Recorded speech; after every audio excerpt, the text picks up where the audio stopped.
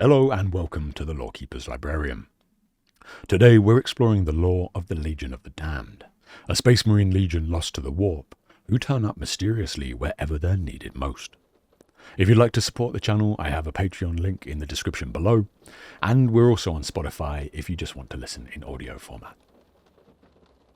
Deep beneath the Imperial Palace, in chambers that have not known natural light since the age when the Emperor still walked among his people, there exists a labyrinth of archives and repositories that few living eyes have ever seen.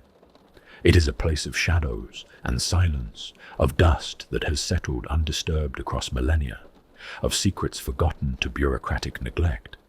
And it is here, in a small study carved from the living rock of terror itself, that an old man has spent the better part of 7 years attempting to understand something that perhaps was never meant to be understood at all. Phorcus Pellior is 63 years of age, though he appears older still, for the work of an imperial archaeohistoritor is not kind to the body, even when it does not require travel to war zones or exposure to the elements that age most servants of the administratum before their time.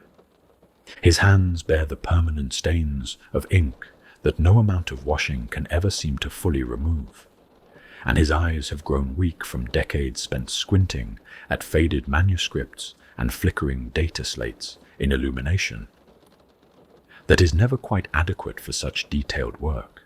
His back curves forward in the manner of scholars everywhere, shaped by countless hours bent over tables and lecterns, and his joints ache with a persistence of too many years spent in chambers where the cold seeps up from stones. And yet there is something in his bearing that suggests contentment rather than complaint, a sense that he has found his place in the vast machinery of the Imperium and is grateful for it, however humble that place might be. The study he occupies is modest by the standards of the palace's upper levels, where vast halls echo with the footsteps of high lords and their endless retinues of servants and supplicants. It is a chamber perhaps 15 meters square, its walls lined with shelving that reaches from floor to ceiling. Data crystals in protective cases, bound volumes whose spines have cracked and faded with age, scroll tubes of brass and ceramic that bear the seals of organizations long since dissolved into the noise of imperial governance. A single great table dominates the center of the room, its surface scarred by generations of use and currently buried beneath stacks of documents and the scattered tools of the historian's trade. Magnifying lenses, styluses, portable cogitators, and the ever-present cups of recaf that have left rings upon the wood like the growth patterns of ancient trees. The light comes from lumen globes suspended at intervals along the ceiling, their soft glow creating pools of illumination separated by shadows that seem almost alive in their depth and texture. It is not bright, this light. It is never bright here in the depths, but it is warm in a way that the harsh illumination of the upper palace never manages to be. And Pellior has long since grown accustomed to working within it. The smell of the chamber is something that visitors notice immediately, though Pellior himself has become so accustomed to it that he perceives it only when he returns from rare excursions to the levels above. It is the smell of old paper and older parchment, of leather bindings slowly desiccating in air that is kept deliberately dry to preserve the fragile materials stored here. There is a sound to the chamber as well, a constant background whisper that one learns to ignore after the first few months, but which never truly disappears. It is the sound of the palace itself breathing, the distant rumble of machinery that keeps air circulating through these buried levels, the occasional groan of ancient stone settling into new configurations as the weight of the structures above shifts imperceptibly over centuries. And threading through this ambient murmur are the small sounds of scholarly work, the scratch of styluses on parchment, the click of data slate keys, the rustle of pages being turned. Pelior does not work alone in this endeavor, for the task he has been assigned is too large for any single scholar to accomplish regardless of how many years might be devoted to it. His team numbers 5, including himself, 3 junior historians who rotate through the assignment as part of their training in the archaeohistorita traditions, 1 elderly lex mechanic whose facility with ancient data formats has proven invaluable in recovering information from storage media that predates the current millennium, and a young woman whose official title is research assistant, but whose true gift lies in her ability to find connections between seemingly unrelated documents that more experienced scholars have overlooked entirely. They work in a rhythm that has developed organically over the years, each member knowing their role and their responsibilities without need for explicit direction. The chamber is never empty during the designated working hours, for there is always more material to examine, and always the nagging sense that some crucial piece of evidence might be found in the next document, the next data crystal, the next dusty scroll tube retrieved from a shelf that has not been disturbed in centuries. The assignment that brought Pelior to this place came from the highest levels of imperial scholarship, from the Ordo Chronos itself, that secretive branch of the Inquisition, which concerns itself with temporal anomalies and the strange ways in which causality sometimes fails to behave as rational minds expect it should. 7 years ago, a request was transmitted through the proper channels for a comprehensive study of a phenomenon that the Ordo had been investigating, in its fragmentary and frustrated way, for far longer than Pelior had been alive. The request was made in the dry language of bureaucratic necessity, speaking of consolidating existing records and establishing baseline parameters for future research. But Pelior had recognized it for what it truly was the moment he read the subject heading. They wanted someone to compile everything that was known, or suspected, or whispered, or feared about the Legion of the Damned. It was the kind of assignment that some scholars would have refused had refusal been possible. For there are those who believe that certain knowledge is dangerous simply by virtue of being known, that the act of gathering such information in one place creates a kind of beacon that might attract attention better left unattracted. Pelior had considered these concerns carefully, as any prudent servant of the Imperium would, and had concluded that the greater danger lay in ignorance rather than in understanding. If the Legion truly existed, and the evidence, however fragmentary, suggested overwhelmingly that it did, then the Imperium was better served by knowing as much as possible about these mysterious warriors than by leaving such knowledge scattered and inaccessible.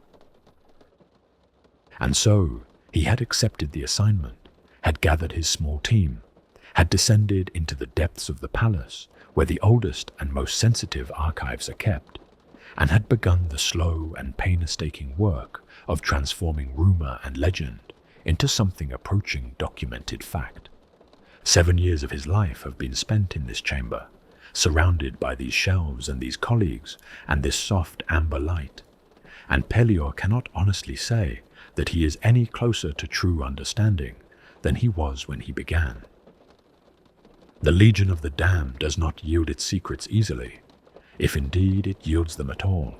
For every question that his research has answered, a dozen more have arisen to take its place, and there are nights when he lies awake in his small quarters on the level above, and wonders whether the Ordo Chronos sent him on this assignment, knowing full well that it could never be completed, that the Legion is, by its very nature, something that resists the kind of systematic understanding that scholars attempt to impose upon the universe.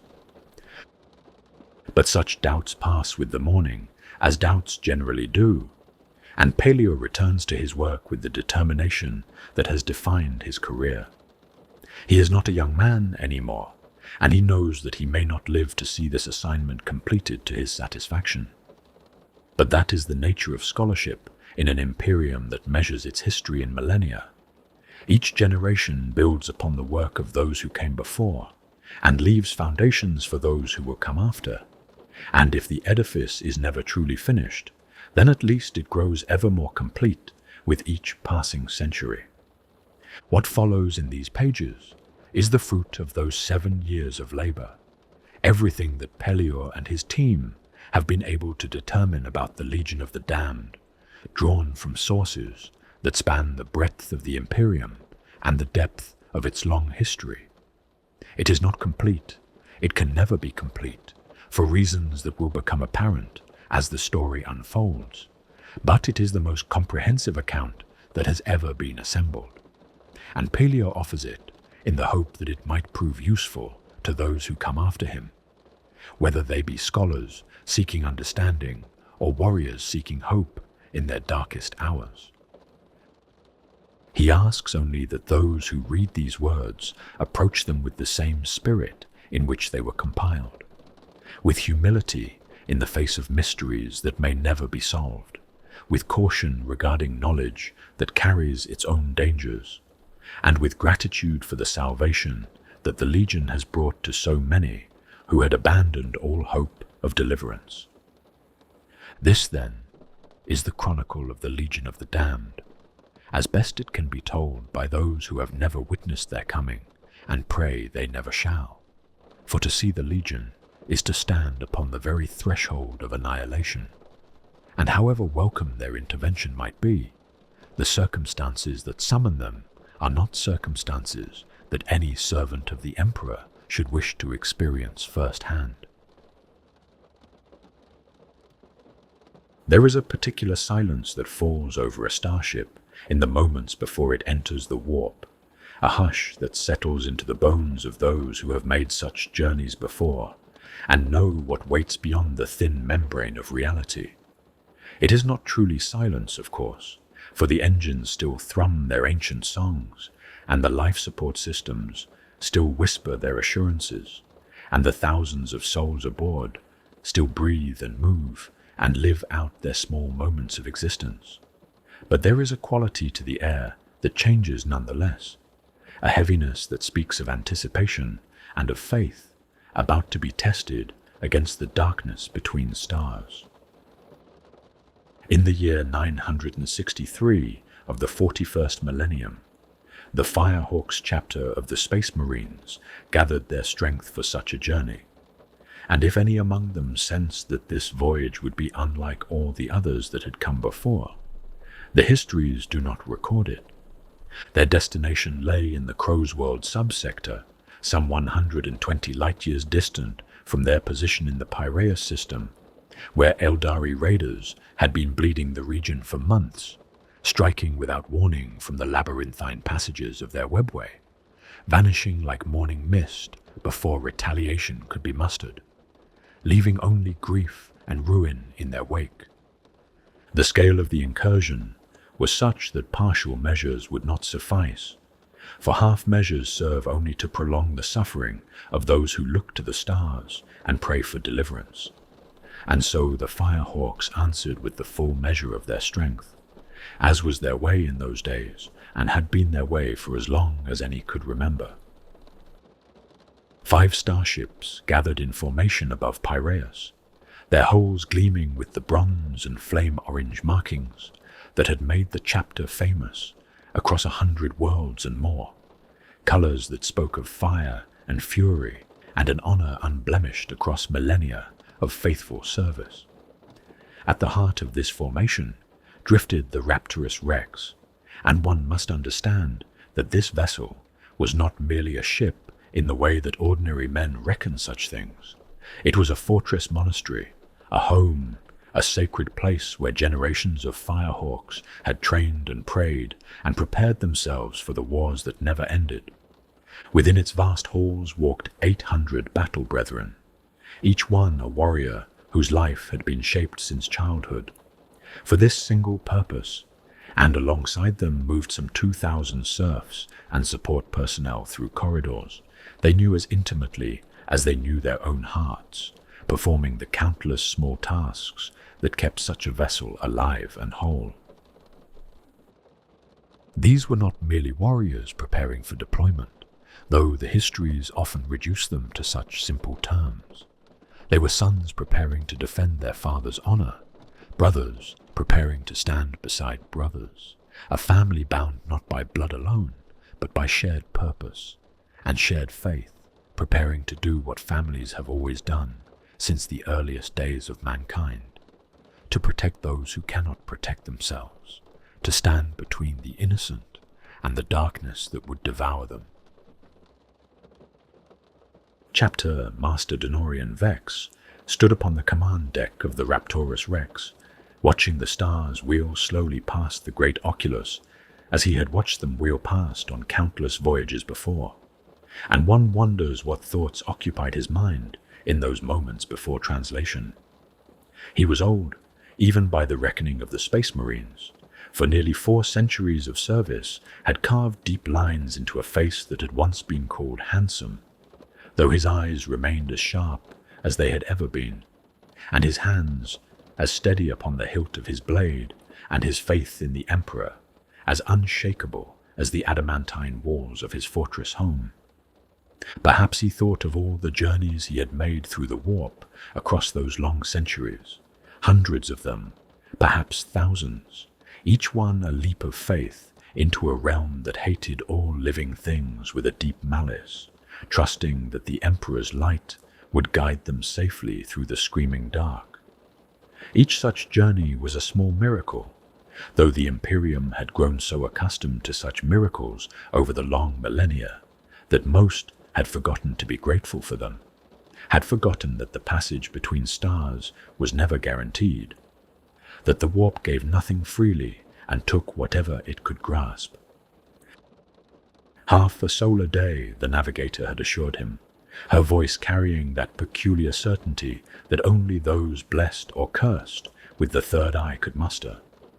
Perhaps less, if the currents favor us. Half a day, then.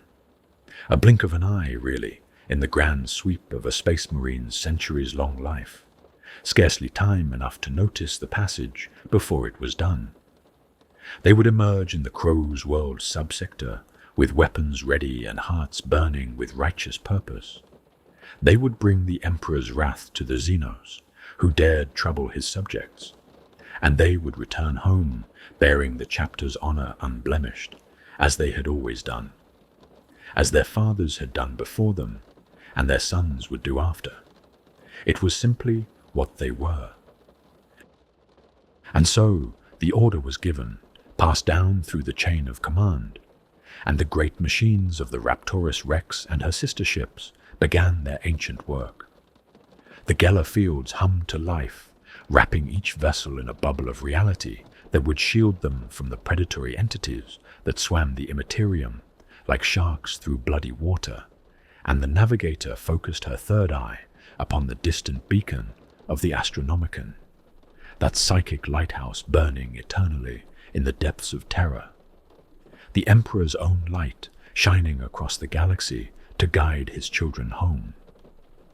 5 ships began their translation, passing from the realm of the real into something else entirely, something that wore the face of nightmare and hungered for the souls of all who dared traverse its depths.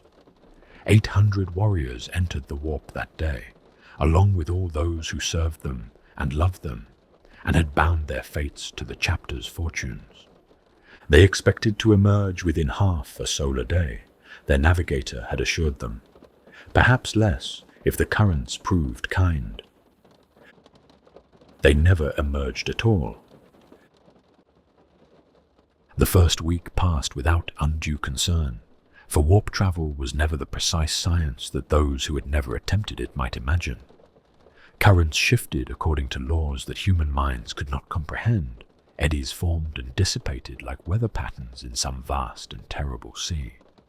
And the immaterium moved to rhythms that had nothing to do with the ordered universe of matter and energy. A delay of days was hardly unusual, and even weeks might pass without raising alarm, for the warp was capricious in its cruelties, and sometimes chose to toy with its victims rather than destroy them outright. The Crow's World subsector continued to bleed under Aeldari raids, and mothers continued to weep for children stolen into the dark. But the administratum assured all who asked that the Firehawks were en route. Help was coming. It was simply a matter of time. But the second week brought the first whispers of worry, carried on the lips of astropaths who gathered in their sanctums and reached out across the void with their senses. What they reported was not silence, exactly. That would have been easier to explain, for ships were sometimes lost, and silence was the natural language of the dead. What they reported instead was absence, a void where presence should have been, as if the place in the immaterium where the Firehawks should have blazed like torches had simply ceased to exist entirely. Their psychic signatures, which should have been visible to any trained seer across light years of distance, were gone, not dimmed, not obscured, but gone, as if they had been swallowed by something so vast and so hungry that not even an echo remained. A month passed, and then 2, and then 6, and the administratum began to use words like delayed and diverted, as if the Firehawks had simply taken a wrong turn somewhere in the screaming depths and would appear at any moment, embarrassed perhaps, but fundamentally unharmed. The Inquisition launched quiet inquiries, sending agents to the Piraeus system to examine the point from which the chapter had departed, searching for any sign of what might have happened, a weakening of reality or the spore of some warp entity that had laid a trap for the unwary. They found nothing at all, for the ships had translated normally and the Geller fields had been functioning and everything had been exactly as it should have been. And yet 800 Space Marines had vanished as completely as if they had never existed at all, and all those who had served them and loved them had vanished with them, leaving behind only questions that had no answers and a silence that grew deeper with each passing year. 5 years passed in this way, and then 10, and then 15, and hope, that most stubborn and beautiful of human qualities, which refuses to die even when all reason insists it must, began to fade even among those who had clung to it longest. Perhaps there had been a navigational error of unprecedented magnitude. Some whispered, one that had carried the chapter to some distant corner of the galaxy, where the Astronomican's light did not reach. Perhaps they were fighting their way back even now, crawling through the immaterium by will alone, determined to return home, no matter how many years or centuries the journey might require. Perhaps, but with each passing year the perhaps grew quieter, and the silence grew louder, and even the most optimistic voices fell at last into the resignation of those who have accepted what they cannot change. 20 standard years after the Firehawks had entered the warp and not emerged, the administratum at last made official what everyone had long suspected. The declaration came with all the cold formality that the Imperium reserves for its most sad pronouncements, delivered in High Gothic by officials who had never known the Firehawks as anything other than a name in a ledger and an entry in a database. The chapter was declared perditas, lost beyond any hope of recovery, passed from the rolls of the living into the long catalogue of the dead. Their name was entered into the records of the fallen, their colours struck from the active registries, their gene seed line marked as terminated, and their recruiting worlds released to other purposes. But there was one tradition that no amount of bureaucratic detachment could diminish, one ritual that even the coldest administrator could not reduce to mere procedure. Deep within the imperial palace on Terra, in a chapel that had stood since the earliest days of the Imperium, when the Emperor still walked among his people, there hung a bell forged in an age that few now living could remember. The Bell of Lost Souls it was called, and its voice had tolled for 10,000 years, whenever a chapter of the Space Marines met its end and passed into memory. It had rung for the Soul Drinkers and the Astral Knights and the Knights of Eternity, had rung for dozens of chapters whose names were now remembered only by historians and archivists, and those few souls who make it their purpose to keep faith with the dead. And now it rang for the Firehawks, as it had rung for all the others, its deep bronze voice echoing through the sacred halls of humanity's birth world. 1,000 times the bell tolled, once for each year that the chapter had served the Imperium with honor and courage and faith, and each toll seemed to carry within it the weight of all those years and all those battles and all those lives that had been given in the Emperor's name. Throughout the palace, and indeed throughout Terra itself, those who heard its voice paused in their duties and bowed their heads, offering a moment of silence for warriors they had never known, whose faces they could not picture and whose names they would never learn.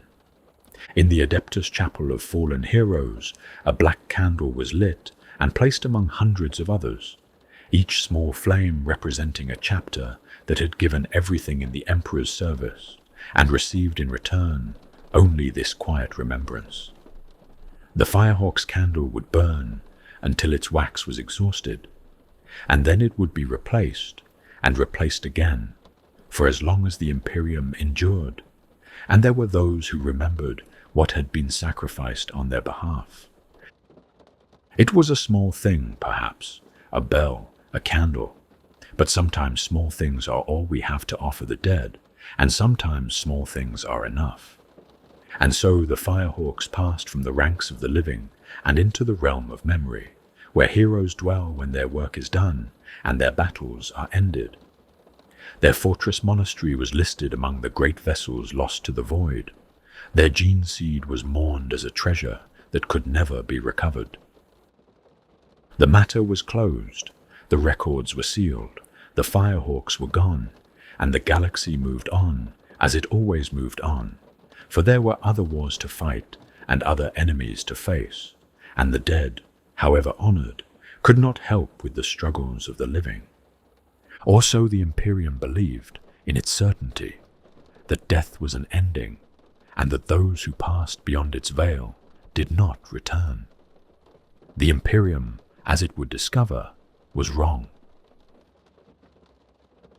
3 years after the declaration of Perditas, when the black candle in the Chapel of Fallen Heroes had burned low and been replaced and burned low again, a routine Imperial Navy patrol passed through the Orc-held star system of Jakotal on a mission of no particular importance. It was merely a survey sweep, the kind of mundane task that fills the days of countless naval crews across the galaxy. Necessary work, certainly, but hardly the stuff of which legends are made. The system had been in greenskin hands for decades, held by one of those countless Orc empires that rise and fall throughout the galaxy, and the patrol expected to find nothing more than the usual signs of their habitation. Crude structures visible from orbit, debris fields from their endless internecine conflicts, perhaps a few ramshackle vessels that would flee at the first sign of Imperial warships rather than face enemies who might actually fight back. What they found instead was devastation of a kind they had never witnessed and could not explain. The Orc settlements had been reduced to ash and ruin, but not in the haphazard way that greenskins typically destroyed things when their wars turned against them. This destruction was precise, methodical, the work of warriors who had come with a specific purpose. Weapon emplacements that should have commanded the approaches to the system's primary world had been systematically destroyed, each one targeted and eliminated by forces that clearly understood exactly what they were doing. The wreckage of Orc vessels drifted in expanding clouds of debris, and upon the twisted metal, the patrol's augers detected the unmistakable signatures of bolt and plasma fire, weapons of the Imperium, though no Imperial force had been assigned to this region in living memory. Someone had come to Jakotal. Someone had killed every Orc they could find, with a thoroughness that showed either deep hatred or absolute dedication to duty. And then someone had departed, leaving behind no trace of their identity, and no explanation for their actions. The patrol commander filed his report with the administratum and moved on, troubled by what he had seen, but possessing neither the authority nor the resources to investigate further. The incident was noted in the endless records that the Imperium maintains and promptly forgotten. One small mystery among millions in a galaxy that seemed determined to keep its secrets close. But it was not the last such mystery, nor even the strangest. Over the following months, similar incidents accumulated throughout the region.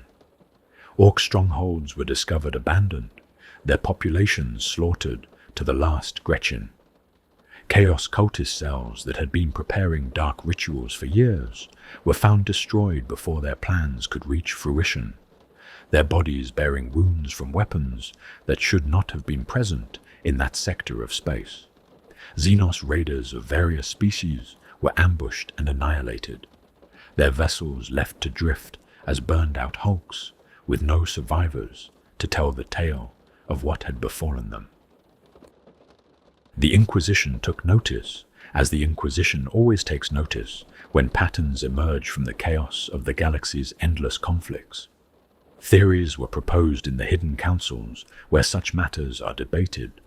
Theories of rogue space marines operating without sanction, of new Xenos threats that mimicked Imperial tactics, of some unknown force that had taken it upon itself to wage war against the enemies of mankind without authorization or acknowledgement. None of the theories quite fit the evidence that continued to accumulate, and the mystery only deepened with each new incident, each new report of impossible battles fought by warriors who left no trace of their passing. And then, almost exactly one standard year after the devastation at Jakortal, something happened that would begin at last to illuminate the darkness. A patrol ship in the Maran subsector was approaching the Mandeville point of the Sift system, that invisible boundary in the void where vessels may safely transition between real space and the warp, when its auger arrays screamed warnings that brought every soul aboard to sudden alertness. Another vessel was departing the system at that precise moment, following a course that intersected with the patrol's approach at an angle that should have been impossible. The two craft missed collision by a margin so narrow that the patrol's crew could have counted the rivets on the other ship's hull had they possessed the presence of mind to look, passing within meters of each other. By the time the patrol had recovered from its shock and attempted to hail the departing vessel, demanding identification and explanation in the name of the Emperor's law, it was already gone, translated into the warp in a way that suggested navigator skill far beyond the ordinary, swallowed by the immaterium as if it had never existed at all. But the unknown vessel's passage had not been entirely without trace, for the patrol's augers had detected two objects drifting in its wake, cylindrical structures approximately 2 meters in length, tumbling slowly through the void with the aimless motion of things cast away and forgotten. The patrol commander ordered them brought aboard, for they appeared to be burial coffins of standard Imperial design, the kind used for starship funerals. What the patrol found when those coffins were opened would trouble them for the remainder of their days, and would set in motion investigations that would occupy the Inquisition for years to come.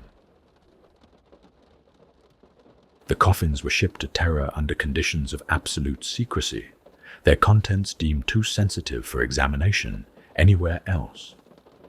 And there, in a laboratory deep beneath the Imperial Palace, the Adeptus Mechanicus performed their careful work. Inside each coffin lay the armored remains of what had once been a space marine. The power armor encasing these ancient corpses was not of any pattern that the tech priests immediately recognized, or rather, it was familiar in basic form, but wrong in countless subtle details, as if someone had taken a standard suit of Astartes battle plate and transformed it into something else. The ceramite had been painted black, not the proud black of chapters who claim that color as their own, but a black so deep and so absolute that it seemed to drink the light of the examination lamps and give nothing back. Upon this field of perfect darkness, images had been inscribed in bone-white pigment and flickering orange that seemed almost to move when viewed from the corner of one's eye. Skulls that leered from pauldrons with empty sockets that somehow conveyed awareness. Flames that licked up greaves and vambraces, as if the warriors within had walked through fire and carried its memory with them still. Skeletal hands that reached across chest plates, as if grasping for something forever, beyond their reach. It was the iconography of death, but not death as the Imperium typically celebrated it, not the noble sacrifice of martyrs, or the glorious ending of heroes whose names would be remembered forever. This was death as the ancients had understood it before the Emperor united humanity beneath his banner. Death as ending and transformation and passage. Death as the door through which all must eventually pass. The tech priests recorded everything, cataloguing each symbol and each modification, and each small deviation from the standard patterns they knew so well, building a record that might someday give understanding, even if it could not do so now. And when their examination of the armor's exterior was complete, they turned their attention to the identification codes etched into its inner surfaces. Those serial numbers that mark every piece of Space Marine equipment from the moment of its creation to the moment of its destruction, that allow the Mechanicus to track the fate of the sacred technology they provide to the Emperor's angels of death. The numbers matched records in the Mechanicus archives. The armor had been manufactured for the Firehawks chapter. It had been issued to warriors aboard the Absolute, one of the 5 vessels that had entered the warp 23 years before and had never emerged. It should not exist anymore. Should have been lost along with everything else when the chapter vanished, should have been swallowed by the Immaterium along with the souls who had worn it. And yet here it was, transformed beyond recognition, but bearing still the marks of its origin, proof that something had survived the chapter's disappearance. The bodies within the armor were human.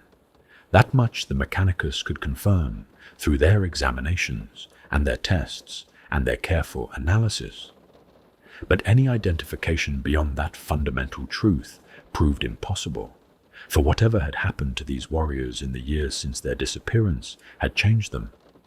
Their flesh had decayed far beyond what the passage of time alone could account for, as if they had been dead for centuries rather than decades. Their features had been erased by this decay, their identities swallowed by whatever transformation they had undergone, leaving behind only the shells of what they had once been. They were Firehawks, the evidence suggested. They were also something else, something that the Mechanicus could not name and the Inquisition could not explain. They were both and neither, and the contradiction seemed only to deepen the mystery rather than resolve it. Almost exactly 1 standard year after the coffins were discovered, another piece of the puzzle fell into place in a manner that none could have predicted. A small Imperial research station on the very edge of civilized space, one of those countless outposts where the Imperium plants its flag and dares the galaxy to tear it down, found itself under attack by Orc freebooters who had wandered far from their usual hunting grounds in search of plunder and violence. The station's garrison was minimal, barely sufficient to maintain order during times of peace, utterly inadequate against the green tide that descended upon them with all the savage joy that Orcs bring to their endless wars. For 3 solar hours, the defenders fought with everything they had, and one must understand that these were not hardened warriors, born and bred for combat, but scientists and researchers and support staff who had chosen this posting for the quiet it offered and the opportunity to pursue their work far from the Imperium's crowded heart. They took up weapons that felt strange in hands more accustomed to data slates and specimen containers, and they stood beside the handful of trained soldiers assigned to protect them. And they fought not because they believed they could win, but simply because surrender was unthinkable and flight was impossible. The outer perimeter fell within the first hour, overrun by orcs who howled with savage delight at the prospect of easy prey. The outer buildings fell shortly after, their defenders falling back step by bloody step toward the central complex, where the station's most valuable equipment and personnel had been gathered. The soldiers knew what awaited them. They had seen orc raids before, had heard the stories of what the greenskins did to those they captured, and yet they stood their ground and made the enemy pay for every meter of ground they claimed. And still the orcs came, wave after wave of green-skinned savages who knew no fear and felt no pain, and wanted nothing more than the joy of killing. And the defenders' ammunition began to run low, and their casualties began to mount, and hope began to fade like a candle guttering in a wind. Those who remained retreated to the central complex and barricaded the doors and prepared to make their final stand, knowing that help could not possibly arrive in time, knowing that this small station on the edge of nowhere would become their tomb. Then, without warning, the nature of the battle changed. The orcs who had been pressing against the barricaded doors suddenly turned away, their attention drawn by something behind them, and through the gaps in the barricades, the defenders glimpsed movement that made no sense at all. Black armored figures had appeared from nowhere, from shadows that should not have been deep enough to conceal them, from spaces too small to hide even an ordinary man. And they fell upon the orcs with a fury that the defenders had never witnessed and would never forget. These warriors moved in a way that was almost mechanical, each bolt from their weapons finding its mark, each stroke of their blades claiming a life. And yet there was nothing mechanical about the hatred that seemed to burn within them, the cold and terrible purpose that drove them forward into the heart of the orc horde.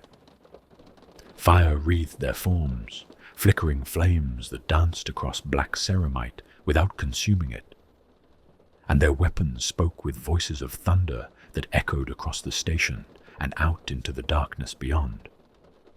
Within half an hour, several hundred orcs lay dead upon the ground, and those few who survived had fled into the night, an almost unprecedented occurrence, for orcs rarely flee from any battle regardless of the odds against them, and yet these had run as if they had encountered something that even they feared.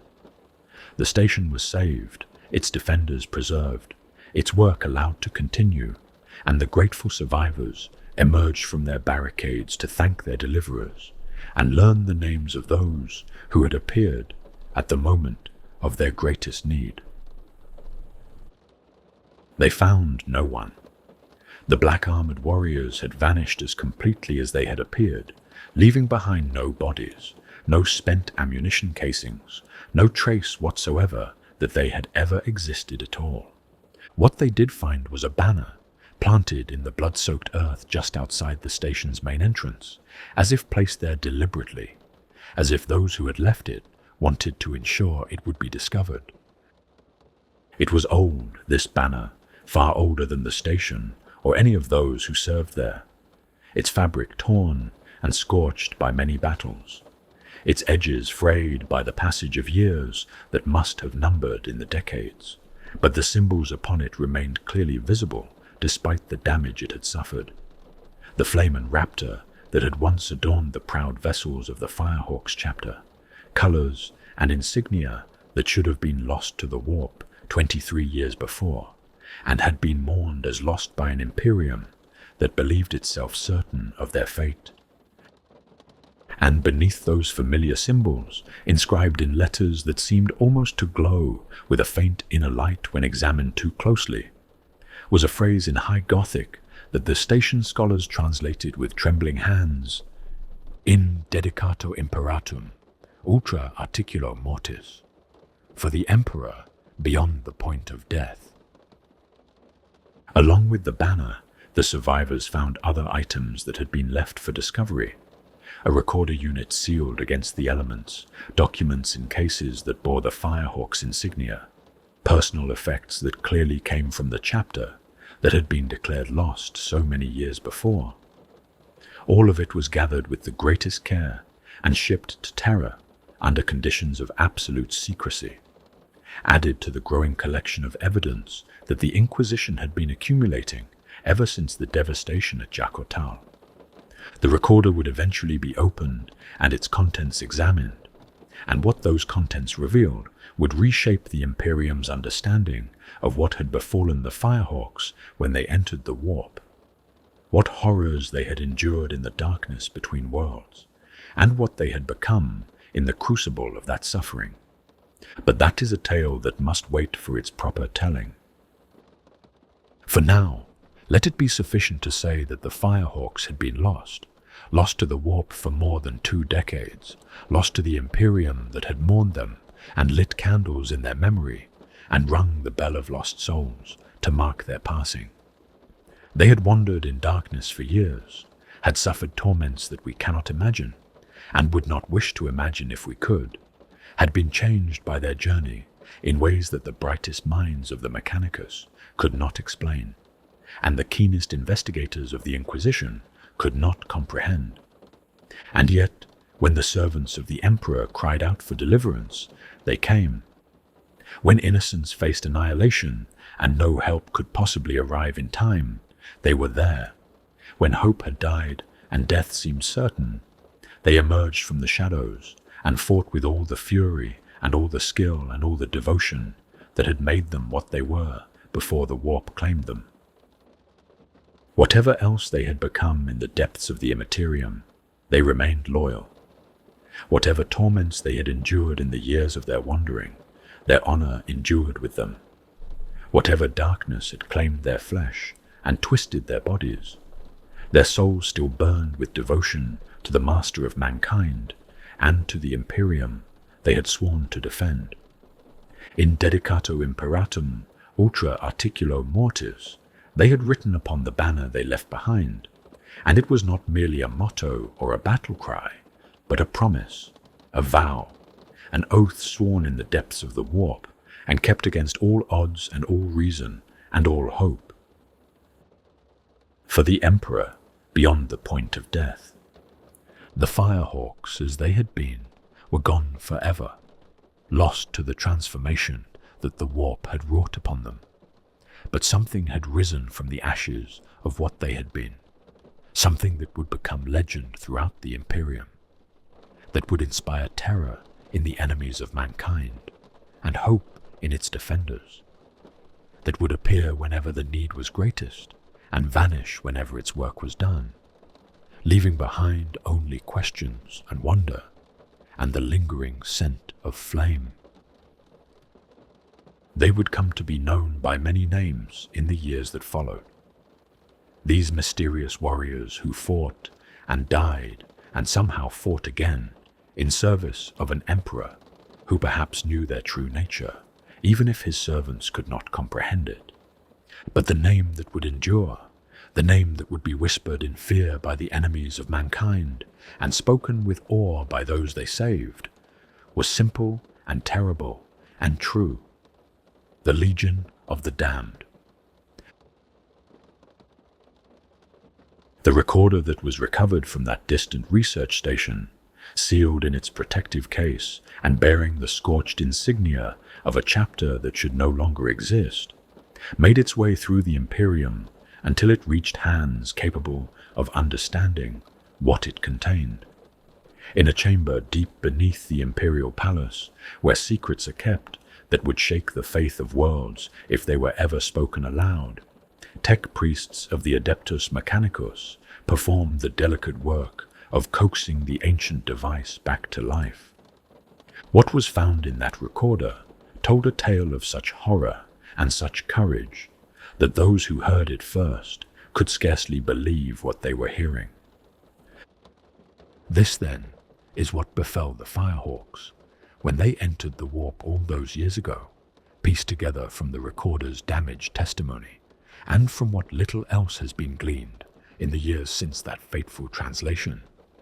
The journey had begun, as many such journeys begin, with the shimmer of reality parting before the fleet's prows, and the familiar wrongness of the immaterium closing around them like water around a sinking stone. The navigator aboard the rapturous wrecks had charted their course with all the skill her bloodline had cultivated across centuries of service, and the Geller fields that protected each vessel hummed with the reassuring steadiness of technology that had proven itself reliable across 10,000 years of imperial history. Half a solar day, she had promised, perhaps less, if fortune favored them. Fortune, it seemed, had other plans entirely. They had been traveling for just hours when the storm found them, or perhaps it would be more accurate to say that the storm had been waiting for them, coiled in the depths of the immaterium like some vast and patient predator, and they had sailed directly into its jaws without ever knowing it was there. Warp storms are not uncommon, of course, for the immaterium is a realm of constant turmoil, where the emotions and nightmares of every living thing in the galaxy churn together. But this storm was different from any the navigator had ever encountered. Its intensity was beyond anything recorded in the charts and logs she had studied throughout her long apprenticeship, and when it struck the fleet, it did so with a fury that seemed almost personal, almost purposeful, as if something in the depths had taken notice of these small vessels and decided that they would go no further. What followed was a nightmare that lasted for what felt like eternities, though the recorder's fragmented testimony makes it impossible to know how much time truly passed in the realm where time has no meaning. The Geller fields that should have protected them began to flicker and fail, their carefully maintained barriers weakening under an assault that no technology had been designed to withstand. Through the cracks in those failing shields came things that the recorder's data logs describe only in fragmentary glimpses. Shapes that were not shapes, hungers that wore faces, voices that spoke in languages older than humanity itself and promised torments beyond imagination to any who would listen. The Firehawks fought back with all the fury and faith that had made them what they were, but they were fighting against the very fabric of unreality itself, and such battles can have only one outcome when waged long enough. Ship after ship was lost in that terrible passage through the storm. The recorder speaks of the Fervent Hope, a strike cruiser that had served the chapter for 3 centuries, whose Geller field collapsed entirely in a single catastrophic moment, and of what poured through the breach before the vessel was dragged down into the depths of the immaterium, consumed and absorbed into the fabric of that hellish realm as if it had never existed at all. It speaks of the undying flame, whose navigator went mad and steered her charge directly into the storm's heart, perhaps seeking death as an escape from the visions that had broken her mind.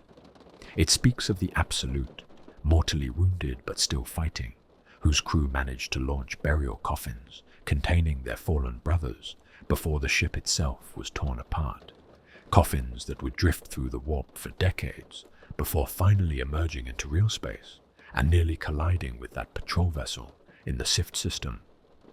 One by one, the fleet was destroyed, dragged down into the immaterium and lost forever, and with each ship that fell, the survivors' hope dimmed further, until it seemed that nothing remained but the certainty of annihilation.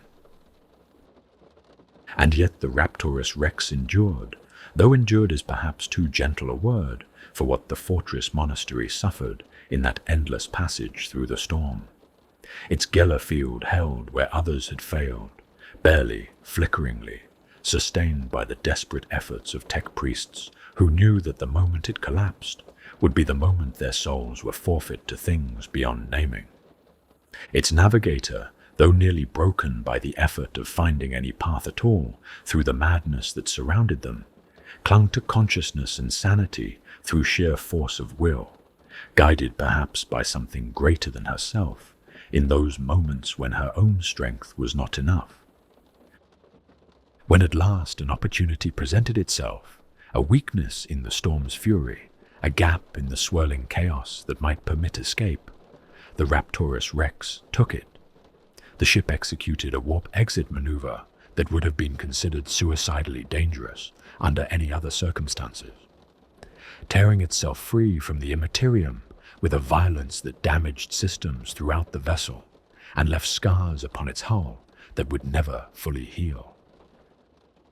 But it emerged, broken, bleeding, barely functional, but free of the storm at last, translated back into the blessed sanity of real space, where the stars hung cold and eternal, and the laws of physics still held sway. The survivors took stock of what remained, and what they found would have driven lesser souls to despair. Of the 800 battle brethren who had entered the warp, fewer than 200 had survived the passage, and many of those were wounded in ways that would take months to heal, even with a Space Marine's legendary resilience. Every single surf and support crew member had perished, 2,000 souls who had served the chapter faithfully, gone in an instant when the sections of the ship they inhabited had been breached during the storm's fury. The majority of the chapter's officers had been lost as well, including Chapter Master Vex himself, who had died defending the bridge when things from outside had found their way through a momentary gap in the Geller field. Most devastating of all, every last sample of the chapter's gene seed had been lost. Those precious biological materials that represented the Firehawk's future, the sacred inheritance that would have allowed them to create new generations of warriors to carry on their legacy. All of it had been stored in vaults that were now open to the void, their contents scattered across the warp or corrupted beyond any hope of recovery. Every initiate who had been undergoing the transformation into a full battle brother had died when those vaults were breached, and with them died any possibility that the Firehawks could ever rebuild what they had lost. They were, in the most literal sense possible, the last of their kind. When they died, the Firehawks would die with them, and there would be no successors to carry their name or their honor into the centuries to come. And yet even this was not the worst of what the storm had done to them, for the full horror of their situation would only become apparent in the weeks and months that followed their escape. The navigators' first attempt to locate their position revealed a truth that seemed almost impossible to accept. They had emerged from the warp thousands of light years from where they should have been, cast so far off course that the familiar stars of the Imperium's heartlands were nowhere to be found in any direction. Worse still, far worse, was what they could not find when they searched for it with every instrument at their disposal. The Astronomicon, that great beacon of psychic light that the Emperor projects from Terra to guide humanity's ships through the warp, was gone. Not diminished, not obscured, but simply absent, as if they had been cast so far beyond the Imperium's borders that even the Master of Mankind's light could not reach them. They were alone in a way that no Imperial vessel had been alone in millennia, cut off from everything they had ever known, from every source of guidance and support and hope. They would have to find their own way home, navigating by whatever stars they could recognize and whatever charts they could reconstruct from memory, crawling back toward Imperial space through a journey that would take years, even if everything went perfectly. And everything, as they would soon discover, was very far from perfect. The changes began within solar days of their escape from the storm, though at first they were subtle enough to be dismissed as the ordinary aftermath of trauma and injury. A brother would report that an old wound had begun to ache in ways it had not ached for decades. Another would notice that his skin seemed darker than it had been, as if bruised beneath the surface by impacts he could not remember suffering. The apothecaries who examined these symptoms found nothing they could explain, nothing that matched any disease or condition in their extensive records, and so the complaints were noted and filed and attributed to the stress of what they had endured. But the symptoms did not fade as stress should fade. They worsened, spreading through the survivors like a contagion. Though the apothecaries searched in vain for any pathogen or toxin that might explain what was happening, the brothers' skin began to blacken and blister, not from burns or disease, but from something that seemed to work from within, as if their very flesh was being transformed by energies that had seeped into them during their long exposure to the unshielded fury of the warp. Their bodies began to rot, even as they continued to live and move and fight, putrefying in ways that should have been impossible for live organisms. And yet they did not die. Not from the rot, at least, though the agony it caused was beyond anything most of them had ever experienced. Worse than the physical deterioration was what the contagion did to their minds. The Firehawks had been paragons of discipline and mental fortitude, their psyches hardened by decades of training and experience against the horrors they regularly faced in the Emperor's service.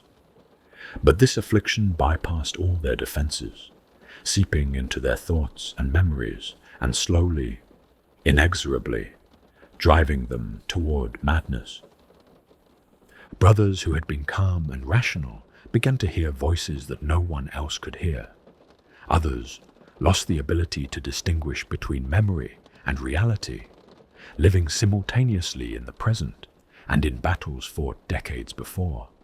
Some simply retreated into themselves, speaking to no one, responding to nothing, lost in private hells that could not be described or shared. The journey back toward Imperial space became a death march, each day bringing new losses, as brothers succumbed to the disease that had claimed them, body and soul.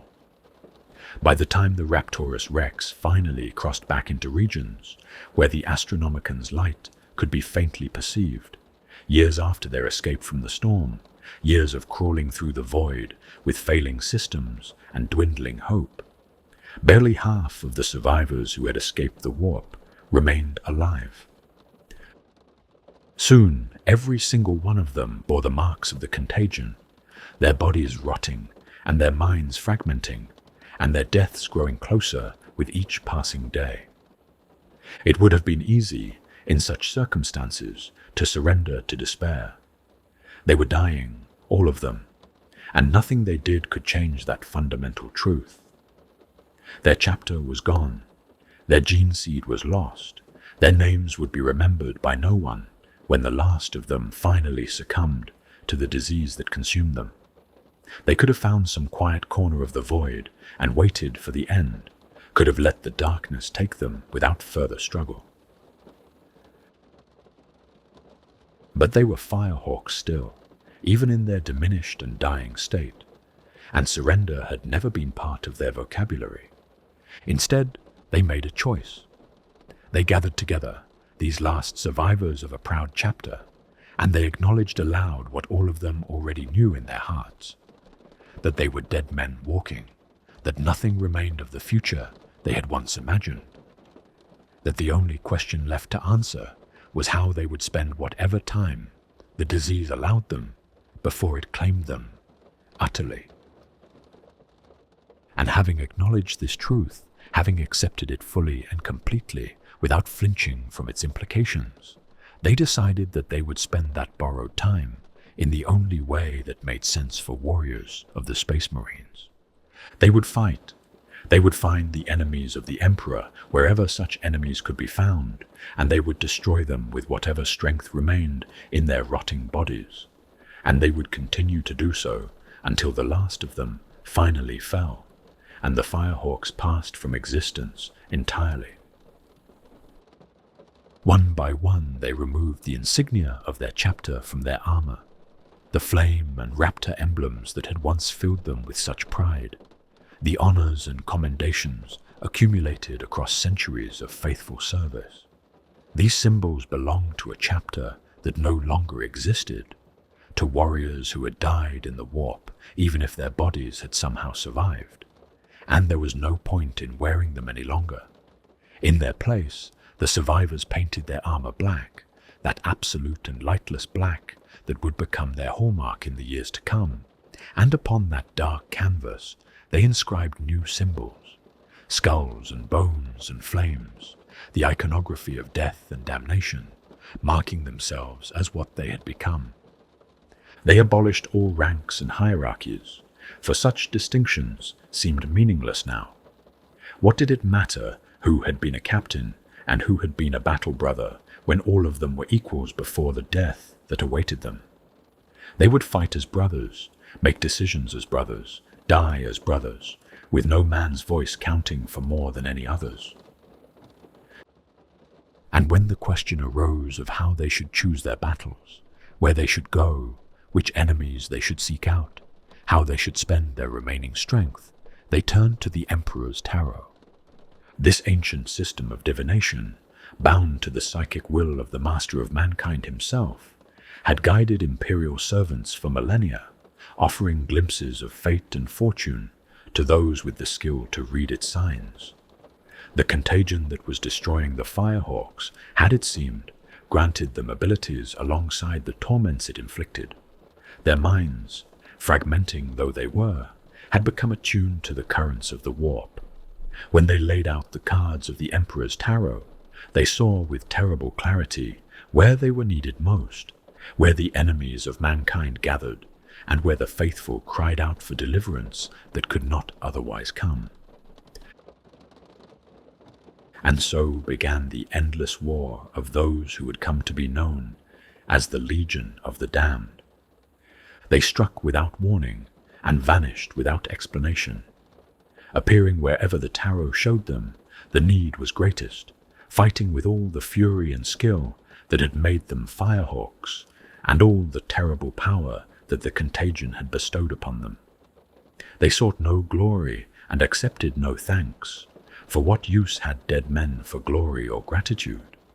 They asked nothing of those they saved, except the chance to spend their deaths in service to the Emperor who had given them life and purpose. And when the fighting was done, they departed as silently as they had come, leaving behind only questions and wonder and the lingering scent of flame. The disease had taken everything from them, their future, their sanity, their flesh, but there was one thing it could not take, one thing that survived even when all else had been consumed. Their loyalty remained. In the end, perhaps that was enough. In dedicato imperatum, ultra articulo mortis, for the Emperor beyond the point of death. It was not a boast or a battle cry. It was simply a statement of fact, a declaration that even death itself could not release them from the oaths they had sworn, that they would serve the master of mankind with their last breath, and beyond it, if such a thing were possible. And perhaps, in some strange way that we cannot fully comprehend, it was. It is in the nature of mysteries to attract those who cannot bear to leave questions unanswered, and so it should come as no surprise that the Legion of the Damned has been the subject of investigation and speculation since the first reports of their existence began to circulate through the hidden channels of imperial power. The Ordo Chronos, that secretive branch of the Inquisition, which concerns itself with temporal anomalies and the strange ways in which time moves differently in the warp than it does in the realm of the real, has devoted no small portion of its considerable resources to the pursuit of understanding what the Legion truly is, and how its members accomplish the impossible feats attributed to them. There are inquisitors who have spent their entire adult lives chasing rumors of Legion sightings, who have grown old and grey in the service of questions that never quite yield to answers, who have passed their obsessions on to their successors, like inheritances of frustration and wonder. And yet, for all their efforts and all their resources, and all the authority that the inquisitorial rosette grants them, the Ordo Chronos has never succeeded in capturing or even meaningfully interrogating a single legionary. It is not for lack of trying, one must understand, The Inquisition does not abandon pursuits simply because they prove difficult, and there is no shortage of determined souls willing to devote their lives to unlocking the Legion's secrets. But every time an operative of the Ordo Chronos draws close to their quarry, something inexplicable occurs to prevent the encounter from taking place. Landslides bury the paths they travel, vehicles malfunction at crucial moments, telekinetic bursts of unknown origin hurl investigators away from the sites where legionaries have been sighted. In one particularly disturbing incident, an entire team of inquisitorial agents suffered simultaneous and fatal aneurysms moments before they would have made contact with a Legion force.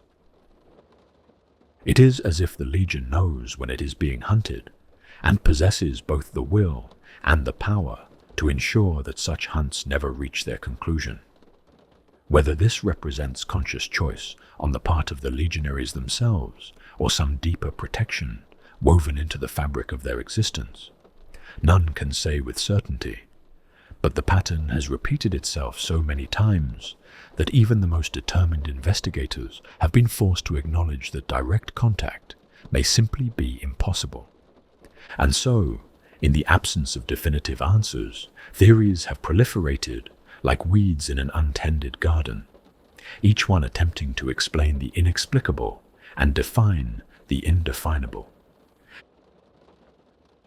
Some scholars of Adeptus Astartes history have proposed that the Legion of the Damned is not a physical phenomenon at all, but rather a psychic one, a kind of backlash or echo generated by the collective trauma that the Space Marine legions have suffered across the millennia of their existence. The massacre at East Van, where brother turned upon brother and the galaxy was forever changed, left scars upon the psyche of every Astartes who came after, whether they knew it consciously or not. The deaths of Primarchs, those demigod sons of the Emperor, whose loss diminished the Imperium in ways that can never be fully measured, carved wounds into the souls of every chapter that traced its lineage to those fallen fathers. These traumas, the theory suggests, have accumulated across 10,000 years of war and loss, building into something vast and terrible and powerful in the depths of the immaterium, where emotions take on substance and belief can reshape reality itself. The Space Marines who have remained loyal to the Emperor since those dark days carry within them a burning conviction that those who betrayed the Imperium must be made to pay, that justice must be done even if 10 millennia must pass before the scales are balanced. And this conviction, multiplied across millions of Marines and focused by the peculiar intensity of the transhuman mind, has somehow given rise to the Legion. They are ghosts according to this theory, but not ghosts in the simple sense of spirits who cannot rest.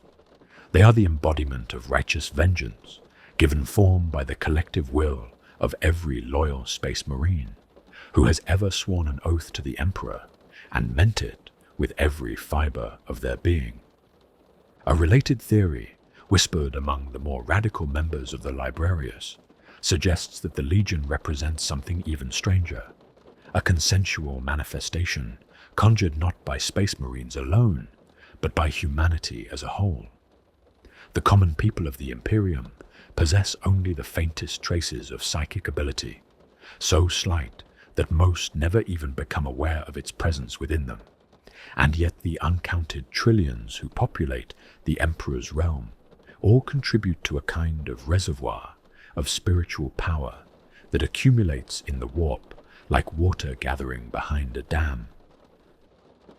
In moments of absolute desperation, when death seems certain and no help can possibly arrive in time, some fragment of that reservoir can be tapped, often without any conscious awareness on the part of those doing the tapping, and the result is the Legion.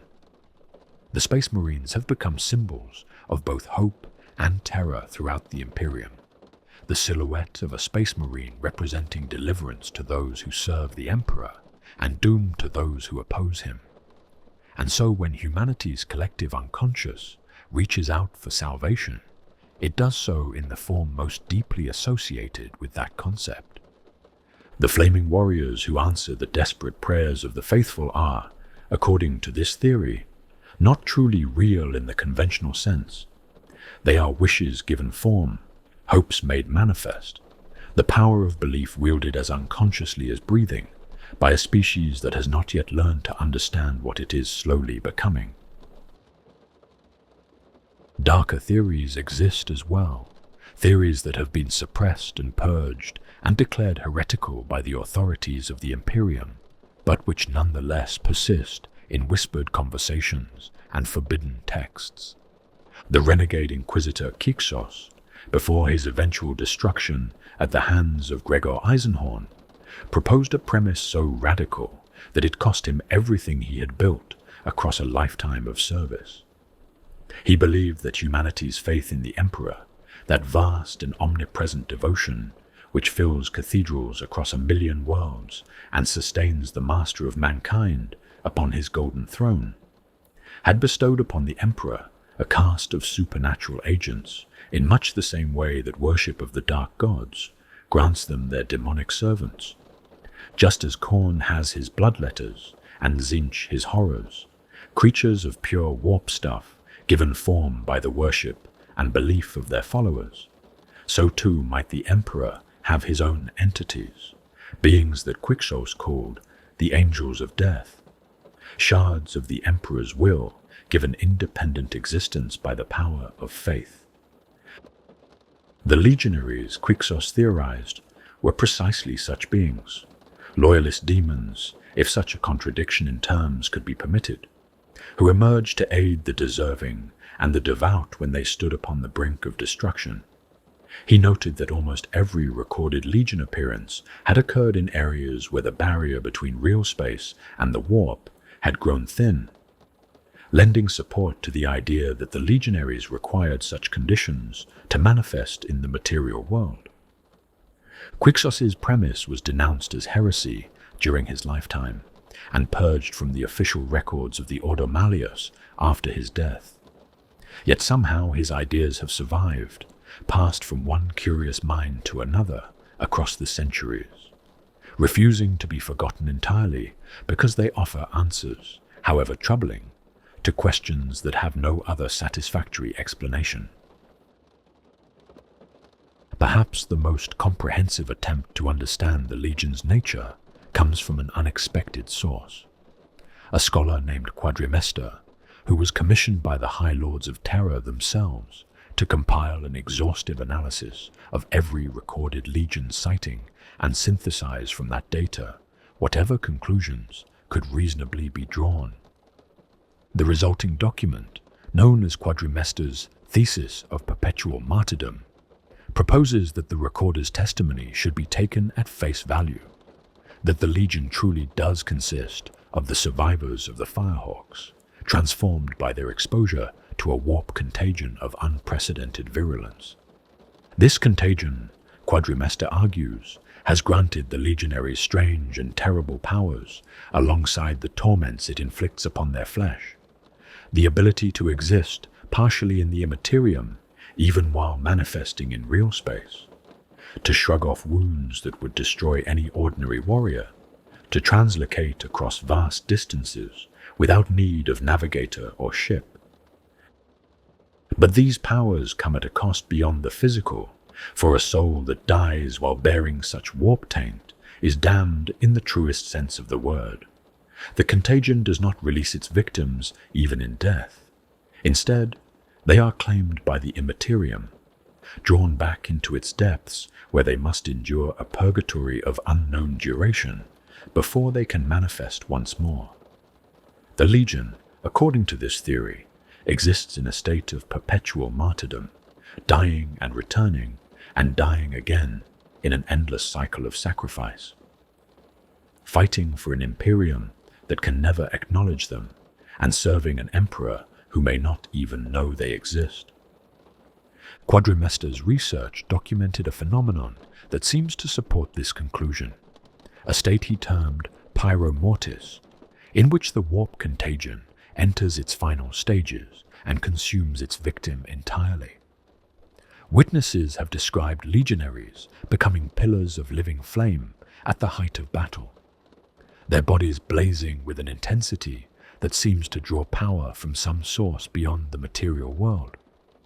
In this state, they fight with a ferocity that's greater than even that of other space marines, destroying everything in their path, with a fury that speaks of souls who know they are spending their last moments of existence and are determined to make those moments count. And then, when the flames have burned as bright as they can burn, the legionary simply vanishes, consumed by the fire, returned to whatever hell awaits them in the depths of the warp, their sacrifice complete until the cycle begins again. In a later work, Quadrimester explored what he called the tarot symbiosis, the means by which the Legion always seems to know precisely where and when they are needed most. The warp contagion, he proposed, had not merely granted the legionaries physical abilities, but had fundamentally altered their relationship with the immaterium itself, blending their minds and souls with the raw stuff of chaos in ways that allowed them to perceive the currents of fate as clearly as ordinary men perceive the movement of wind and water. Through this connection and through their use of the Emperor's Tarot, they could tap into the immense psychic prescience of the master of mankind himself, that vast and incomprehensible awareness that sees all possible futures and knows which threads of fate must be preserved if humanity is to survive. The Legion does not choose its battles randomly, nor even according to its own judgment of where it might do the most good. It goes where the Emperor's Tarot directs it, trusting that the master of mankind can see what they cannot, that every battle they fight serves some purpose in a grand design too vast for mortal minds to comprehend. Whether any of these theories approach the truth, or whether the Legion's true nature lies beyond all of them in some realm of mystery that human understanding cannot penetrate, is a question that may never be answered. But perhaps the answer matters less than the phenomenon itself, less than the simple and undeniable fact that when the faithful cry out in their darkest hour, something answers. Theories, however elegant, remain merely theories until they are tested against the hard reality of experience. And it is in the accounts of those who have witnessed the Legion of the Damned firsthand that we find whatever truth can be gleaned about these mysterious warriors. The archives contain hundreds of such accounts, gathered across centuries from every corner of the Imperium. And though many are fragmentary or contradictory, or colored by the natural tendency of mortal minds to embellish what they have seen, there are some that stand out for their clarity and their credibility, testimonies from witnesses whose word cannot easily be dismissed, whose training has prepared them to observe and remember even in the midst of chaos and carnage. 3 such accounts I shall relate here, drawn from different times and different places and different witnesses, yet united by the common thread of salvation, arriving when salvation seemed impossible. The great bastion of Andraxis, in the year 922 of the 41st millennium. The world of Andraxis fell under the shadow of an orc horde so vast that its orc warlord had claimed dominion over an entire subsector before turning his attention to this particular prize. The planet itself held little of strategic value, a modest population, limited industry, nothing that would normally warrant the attention of the Space Marines when so many other threats demanded their intervention. But within the towering mega-fortress known as the Great Bastion, a delegation of tech priests from the Adeptus Mechanicus had been conducting excavations for nearly a decade, and what they had discovered in those deep places was of such profound importance that its loss could not be accepted.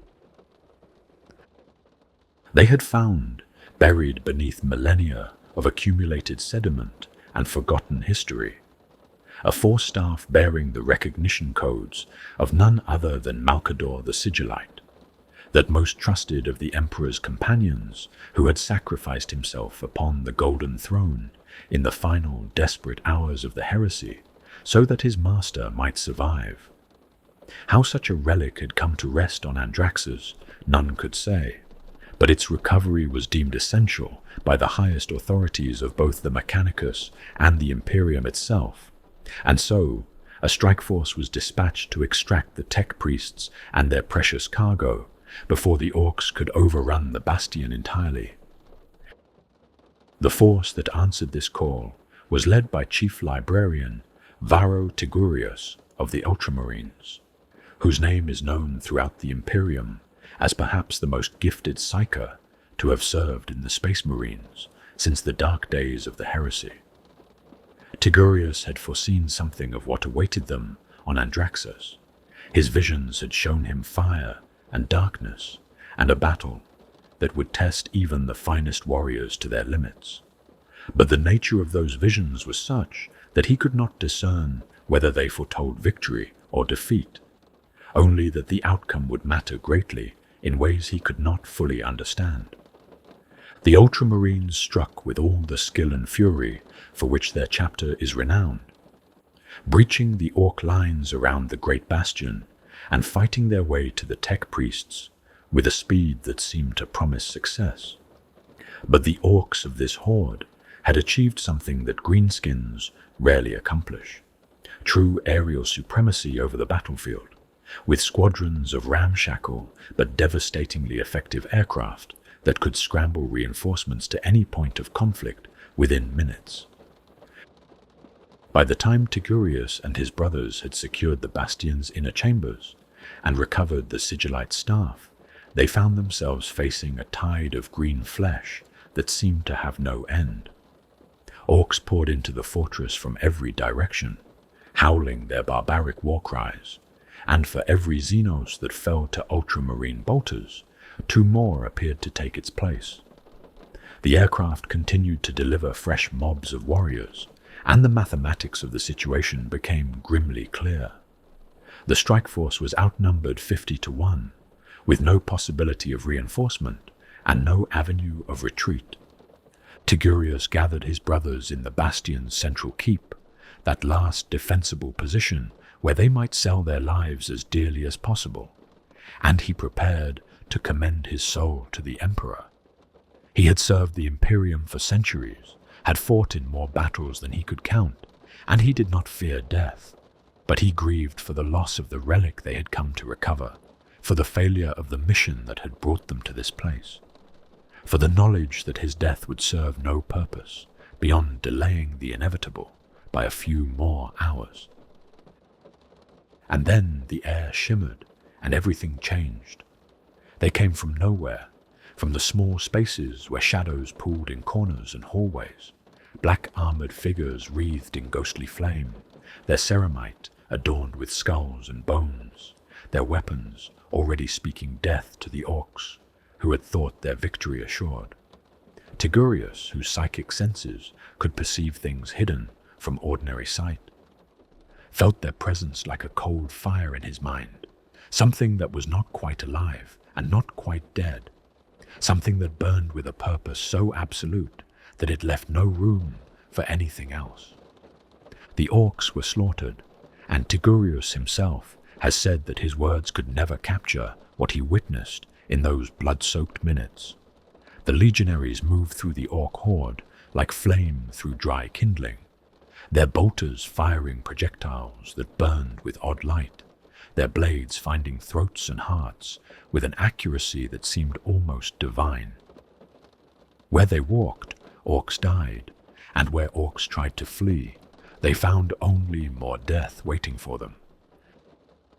Never before or since have I seen fighting such as I witnessed when that host fell upon the greenskins, Tigurius would later testify. Their armor was colored black, and upon it was drawn chilling images of bones and fire, and on their helms they bore skulls.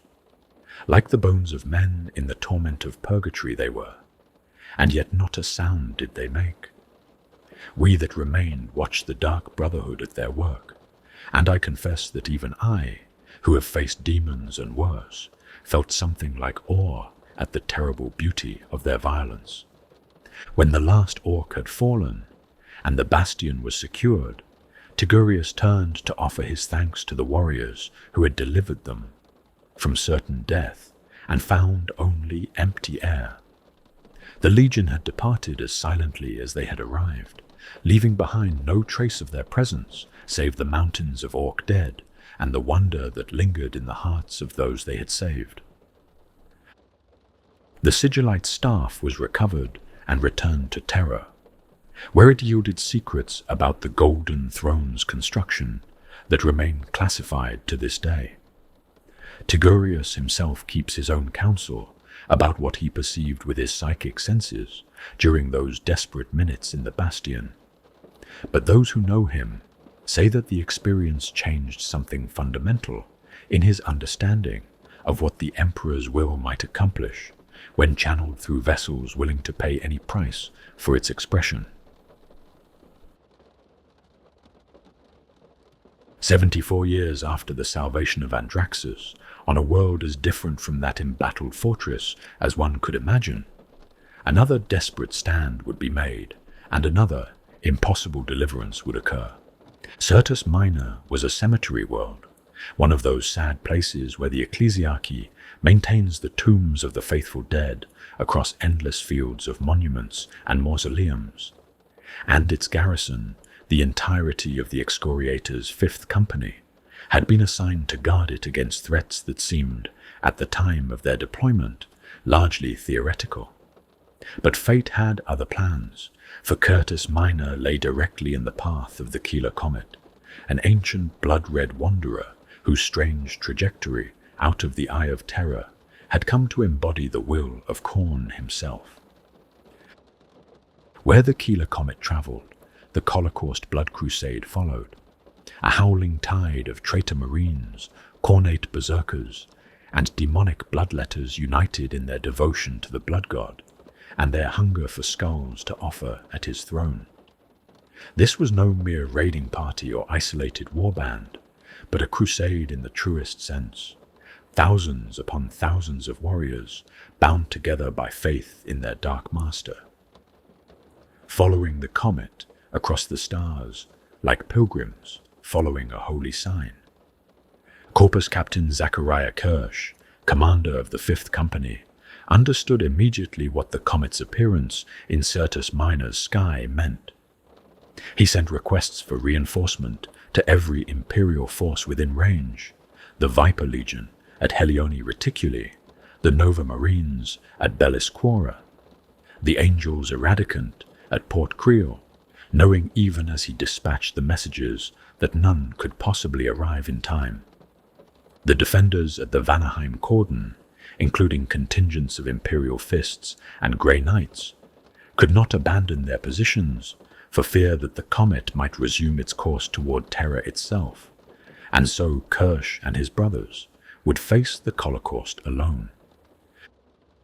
What Kirsch did next speaks to the character of a man who understood that duty sometimes requires sacrifice beyond the personal.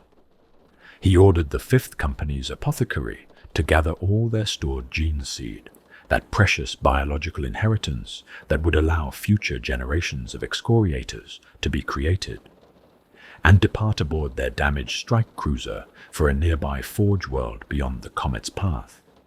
He was, in essence, sending away any hope of survival for himself and his brothers, ensuring that even if they died to the last man, their chapter's future would be preserved.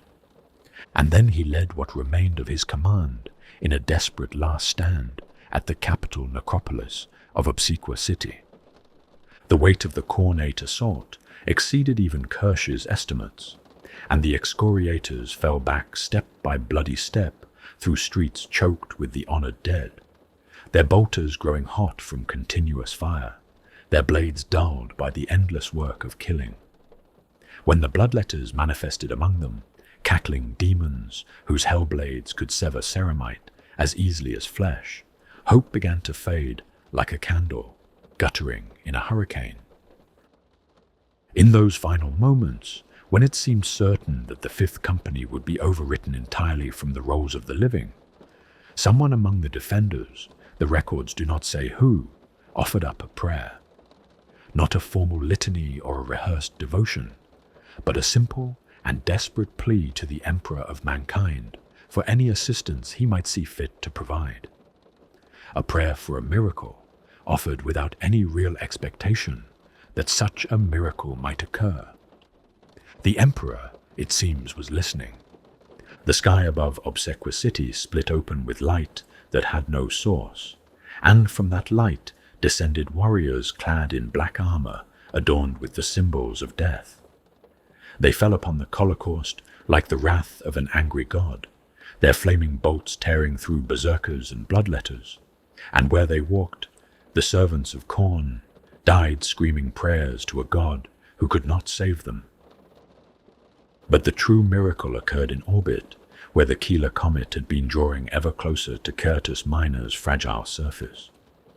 A vessel appeared from nowhere, ancient in design, bearing no identification, but somehow familiar to those few who glimpsed it through the battle's chaos, its silhouette matching old records of a fortress monastery that should have been lost in the warp decades before. This vessel, which may have been the Raptorus Rex itself, opened fire upon the comet with weapons that burned with the same ghostly light as the legionaries below, and the blood-red wanderer that had embodied Khorne's will for centuries, shattered into 1 billion fragments that scattered harmlessly into the void. The Holocaust's war fleet, deprived of the comet that had guided them and faced with an enemy whose nature they could not understand, broke and fled, and the blood crusade that had seemed unstoppable was ended in a single devastating hour. Of the Fifth Company, only Corpus Captain Kirsch himself survived, and he would go on to become chapter master of the excoriators, carrying with him always the memory of the salvation that had come when no salvation seemed possible. The third account I shall relate occurred within a vessel whose name carries weight throughout the Imperium. For the Phalanx is no ordinary ship. It is the fortress monastery of the Imperial Fists, a mobile world of adamantine and faith that has served as home to that chapter since the days when Rogul Dorn himself walked its corridors. In the final years of the 41st millennium, the Phalanx held station in orbit around Terra itself, that most sacred of all worlds, serving as an additional layer of defense for the throne world against threats that might bypass the formidable fortifications of the Sol system. It was during this deployment that the Iron Warriors warsmith Shantu, in alliance with the demon prince Belacor, that ancient and terrible creature who claims to have been the first of all demon princes, enacted a plan. A warp rift tore open in the very heart of the Phalanx, in corridors that should have been protected against such incursions, and through that rift poured the forces of chaos. Iron warriors in their bitter and siege-scarred plate fought beside cackling demons, and at their head strode Shantu himself, making directly for the gun decks where the Phalanx's continent-wrecking weaponry could be turned upon the Imperial Palace far below. The newly forged Third Company of the Imperial Fists responded with all the fury their Primarch's legacy demanded, their bolters filling the corridors with thunder, but they were too few to halt the onslaught, and Belacor's presence alone was enough to turn the tide of lesser engagements through sheer terror and might. Recognizing that they could not win this battle through force of arms alone, and refusing absolutely to allow the Phalanx's weapons to threaten holy terror, the Imperial Fists made a decision. They translated the Phalanx into the warp. It was an act of calculated madness, plunging their fortress monastery into the screaming depths of the Immaterium, while enemies still rampaged through its halls, but it removed any possibility that Shantu could use the vessel's weapons against terror, and bought time, however little, for the defenders to regroup and counterattack. The battle raged on through corridors that now echoed with the howling of the Empyrean outside, reality itself seeming to twist and writhe as the phalanx navigated the currents. And then, when it seemed that even this desperate gambit might not be enough, when Shontu's forces had pushed deep into the vessel's vitals, and victory for the Imperium seemed all but impossible, the lower decks of the phalanx were suddenly awash with spectral fire. It rolled through the corridors like a living thing, burning back the demons in the darkness, and when it faded, it left behind warriors in black armor whose numbers exceeded anything recorded in previous Legion manifestations. They stamped through the fortress monastery's iron corridors with weapons blazing, and the Chaos forces who had thought themselves on the verge of triumph found instead that they had walked into a trap of their own making, caught between the Imperial fists above and the Legion of the Damned below. Shontu and Belacor were driven back, their forces shattered, their plans undone. The warsmith eventually escaped through the same rift that had admitted him, dragging the remnants of his host back to the hellish realm from which they had come, and the phalanx was cleansed of chaos, taint through the combined efforts of the Imperial fists and their spectral allies. But unlike previous manifestations, where the Legion vanished as soon as the immediate threat was ended, this time they remained. The legionaries stayed aboard the phalanx as it translated back into real space and set course for the Cadia system, where the 13th Black Crusade was reaching its climax. They walked the same corridors as the Imperial fists, fought beside them in the engagements that followed, and though they spoke not a word to their living allies and answered no questions about their nature or their purpose, their presence was unmistakable and their assistance invaluable. Why they chose to remain when they had always departed before, none can say with certainty. Perhaps the phalanx's journey through the warp had brought them closer to whatever realm they called home. Perhaps the battles that awaited at Cadia were of such importance that even the Legion's mysterious masters deemed their continued presence necessary. Or perhaps in that ancient fortress monastery, built by the hands of a primarch, the spirits of warriors damned to eternal war found something that felt, however briefly, like home. There are moments in the long chronicle of humanity's struggle among the stars when the weight of events seems almost too vast. The destruction of Cadia was such a moment, not just the death of a world, though that alone would have been tragedy enough to darken the hearts of all who heard of it, but the ending of an age and the beginning of something far worse. For 10,000 years the fortress world had stood against the eye of terror, its pylons holding back the tide of chaos that had hungered to consume the galaxy since the dark days of the heresy, its soldiers giving their lives generation after generation, so that the worlds behind them might know something resembling peace. When Abaddon the Despoiler finally achieved what 13 previous Black Crusades had failed to accomplish, when the planet itself cracked and died and was swallowed by the hungering warp, the consequences rippled outward across the Imperium.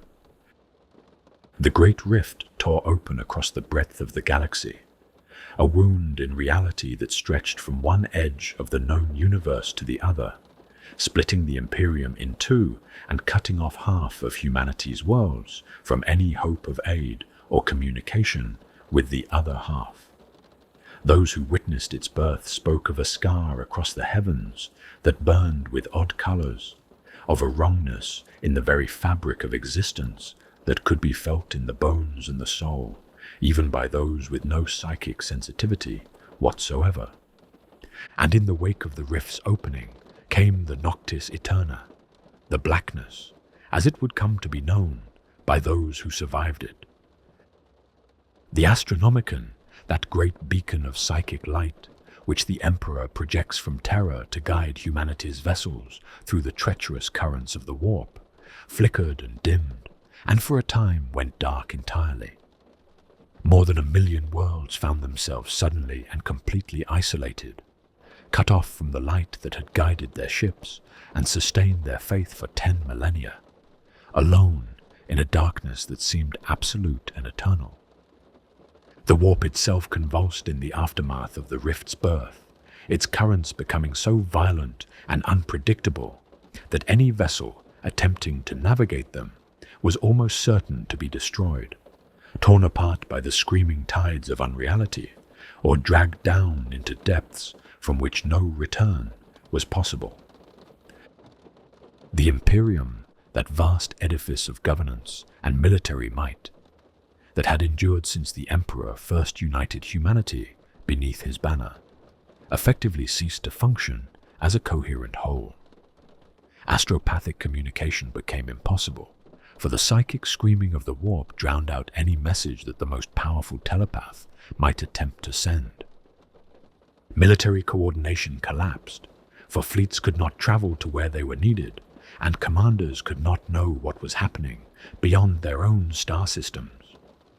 Worlds that had relied upon the Imperium for protection found themselves utterly alone, facing enemies both external and internal, with no hope that help might arrive from beyond their borders.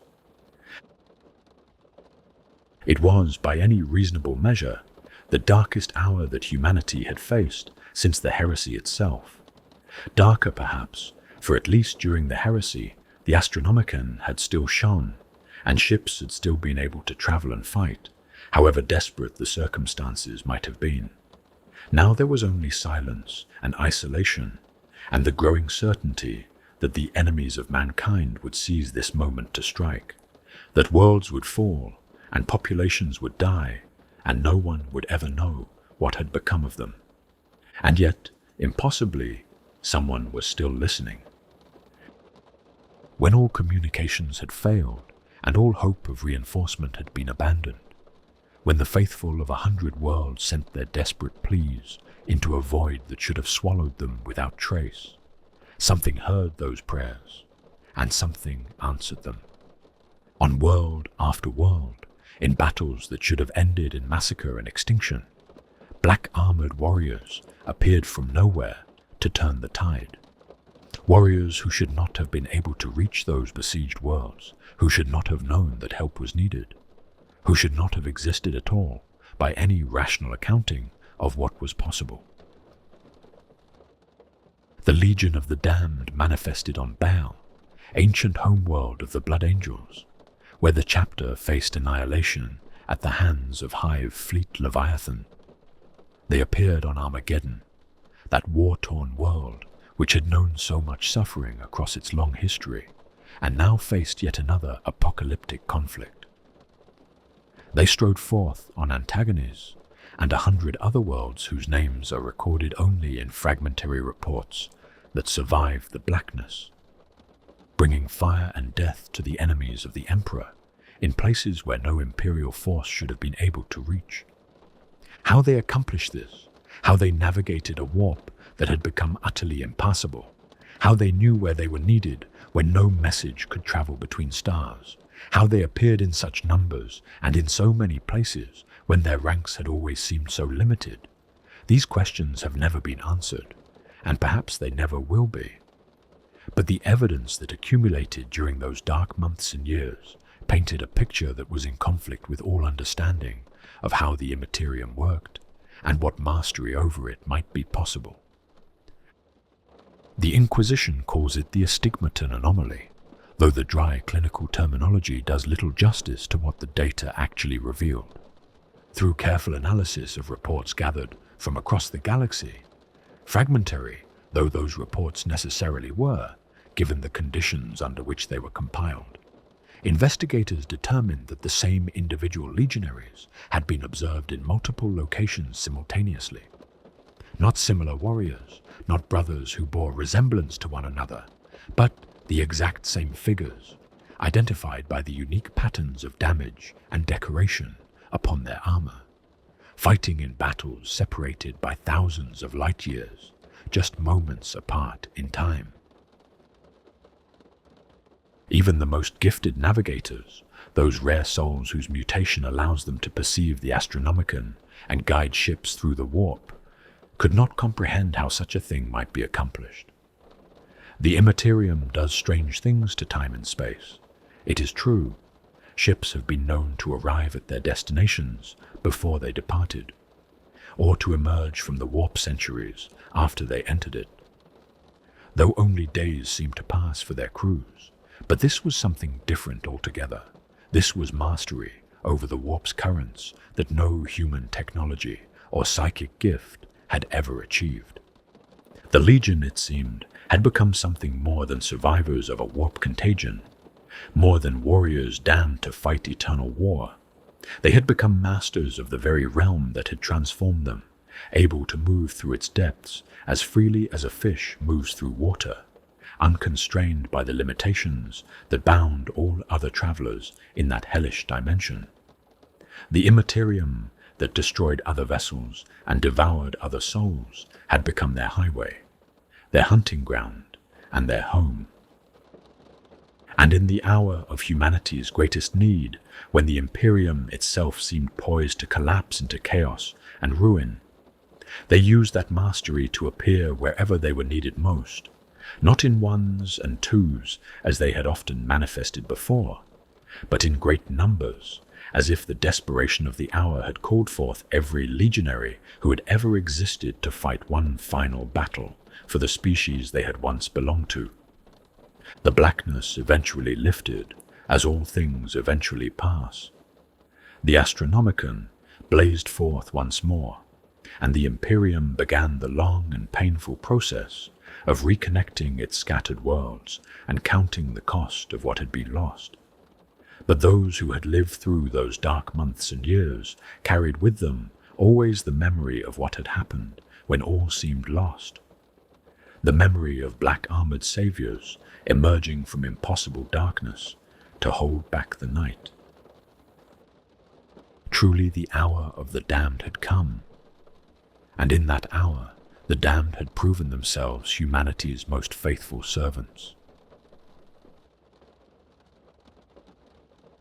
And so we come at last to the end of this account, though it is not truly an ending at all, for how can one conclude a story that continues to unfold with each passing year, each desperate battle, each miraculous salvation?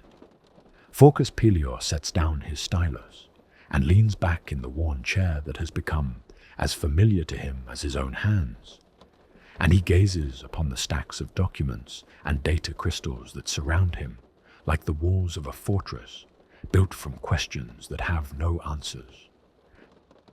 7 years he has labored in this chamber beneath the imperial palace, and his team has labored alongside him, and together they have assembled more information about the Legion of the Damned than has ever been gathered in one place before.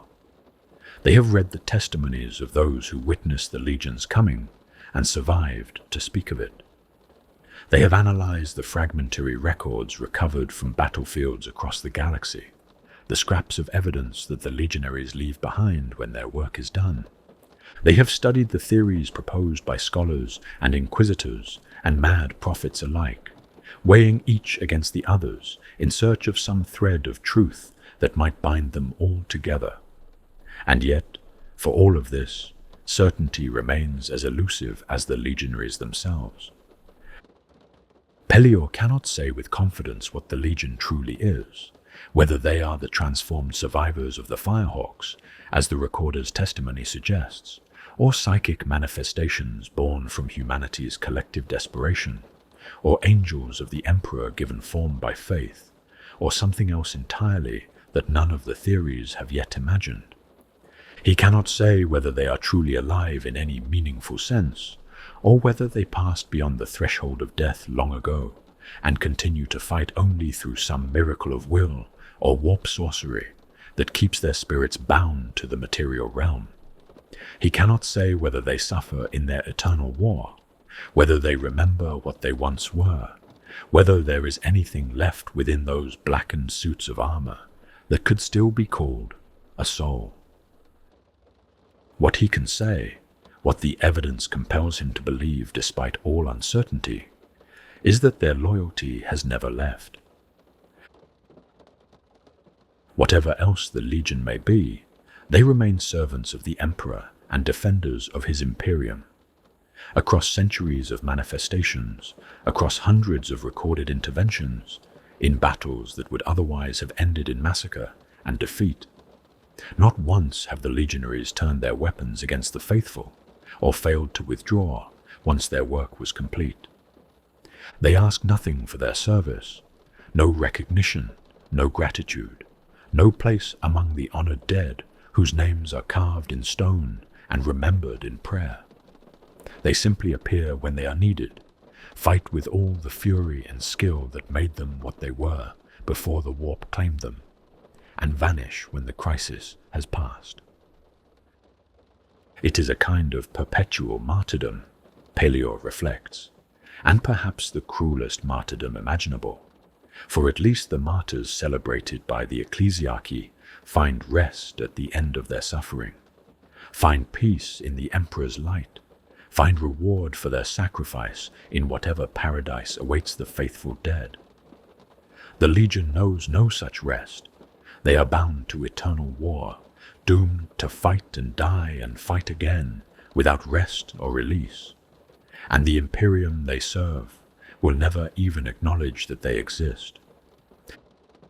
Pelior rises slowly from his chair, his joints protesting as they always do after long hours of sitting, and he begins the process of organizing his materials for storage. The work he has compiled will be copied and distributed to those with the proper clearances, will be studied by scholars who come after him, will perhaps provide some small foundation for future researchers who seek to understand what he has failed to fully comprehend. He permits himself a small prayer as he seals the last of the data crystals in their protective cases, a prayer offered not to the Emperor alone, but to the warriors who serve him beyond the boundaries of death itself. May you find peace at last, he thinks, though he knows that peace is likely the one thing that will be forever denied to them. May your suffering have meaning.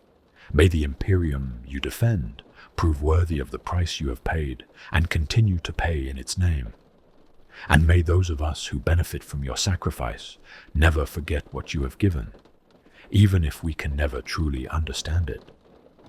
The lumen globes flicker briefly, as they sometimes do in these deep chambers where the power systems are old beyond reckoning, and for just a moment, Pelior imagines that he perceives something at the edge of his vision, a shadow that moves with purpose, a presence that watches with eyes that burn like distant flames.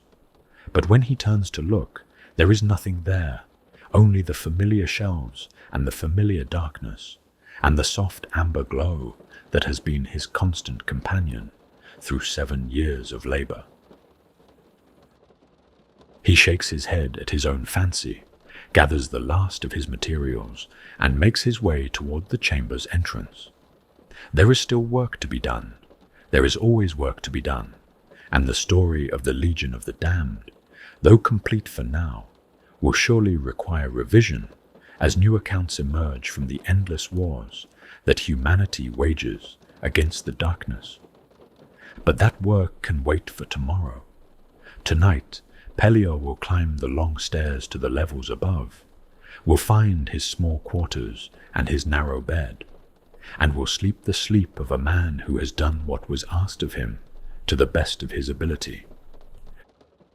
And perhaps in his dreams he will see them, the black-armored warriors striding through fire and shadow, their loyalty unbroken, their war unending, their sacrifice unacknowledged but never unimportant. In dedicato imperatum ultra articulo mortis, for the Emperor beyond the point of death. So it was, so it remains, so it shall be, until the stars themselves grow cold and the last light fades from the galaxy.